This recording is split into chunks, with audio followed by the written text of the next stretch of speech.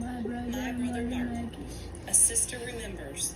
Read Growing it. up with Read the it with Reverend the Dr. lady. Martin Luther King Jr.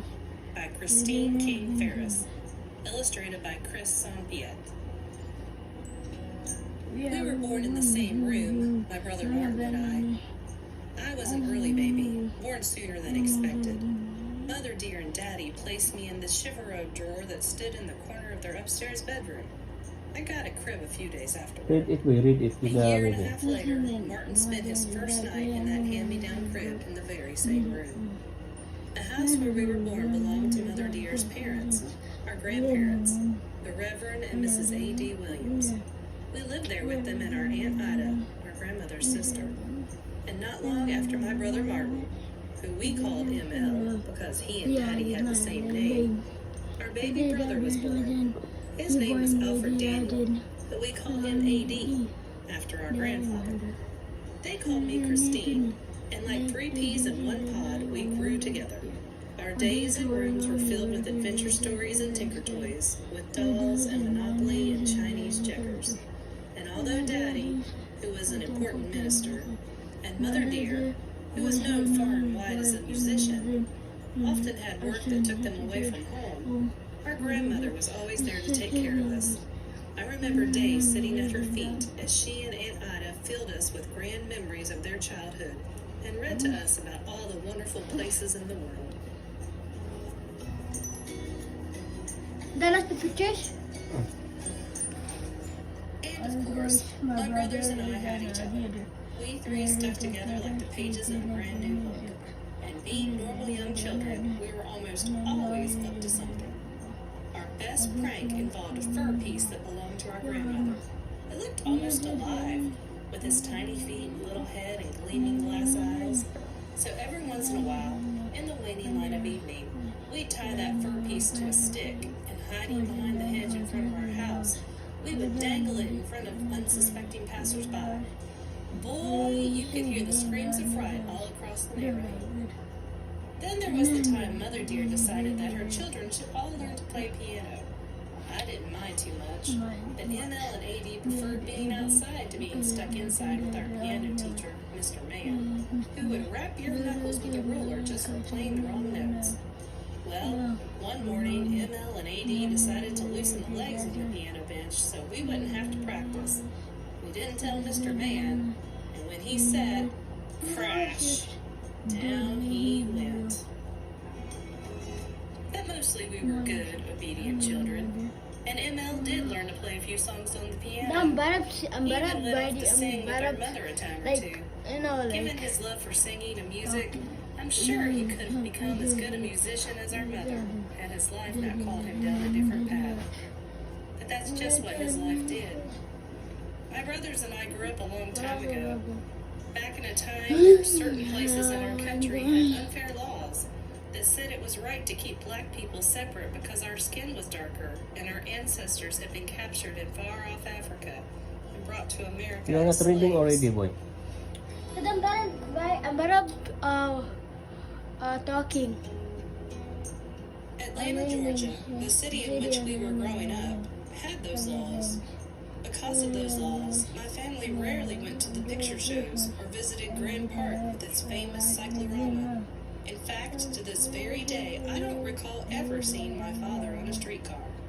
Because of those laws and the indignity that went with them, Daddy preferred keeping ML, AD, and me close to home, where we'd be protected.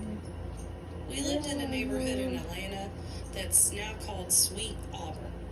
It was named for Auburn Avenue, the street that ran in front of our house.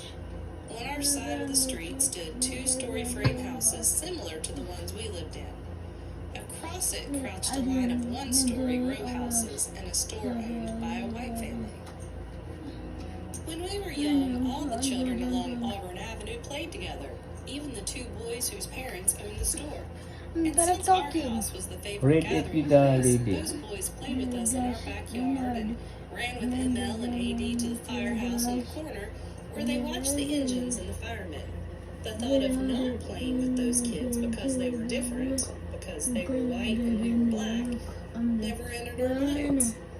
Well, one day ML and AD went to get their playmates from across the street, just as they had done 100 times before. But they came home alone. The boys had told my brothers that they couldn't play together anymore because AD and ML were Negroes. And that was it. Shortly afterward, the family sold the store and moved away.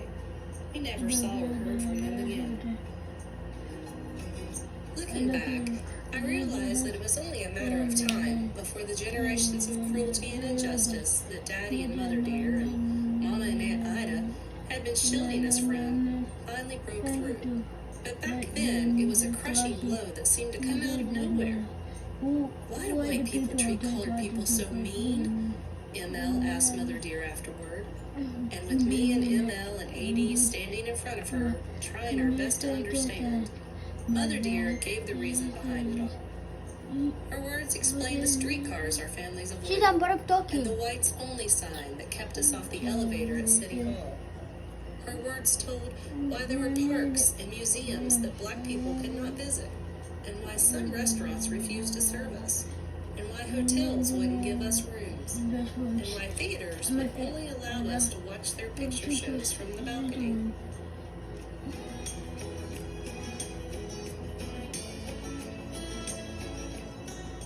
But her words also gave us hope. She answered simply, because they just don't understand that everyone is the same, that someday it will be better. And my brother ML looked up into our mother's face and said the words I remember to this day. He said, Mother Dear, one day I'm going to turn this world upside down. No, you're not. In the coming years, there would be other reminders of the cruel system called segregation that sought to keep black people down. But it was Daddy who showed ML and AD and me how to speak out against hatred and bigotry and stand up for what's right. Daddy was the minister at Ebenezer Baptist Church, and after losing our playmates, when ML, AD, and I heard our father speak from his pulpit, his words held new meaning. And Daddy practiced what he preached. He always stood up for himself when confronted with hatred and bigotry, and each day he shared his encounters at the dinner table. When a shoe salesman told Daddy and ML that he'd only served them in the back of the store because they were black, Daddy took ML somewhere else to buy new shoes. Another time, a police officer pulled Daddy over and called him boy. Daddy pointed to ML sitting next to him in the car and said, This is a boy. I am a man, and until you call me one, I will not listen to you. These stories were as nourishing as the food that was set before us. Years would pass, and many new lessons would be learned. There would be numerous speeches and marches and prizes, but my brother never forgot the example of our father, or the promise he had made to our mother on the day his friends turned him away. And when he was much older, my brother ML dreamed a dream. My dream! That turned the world upside down.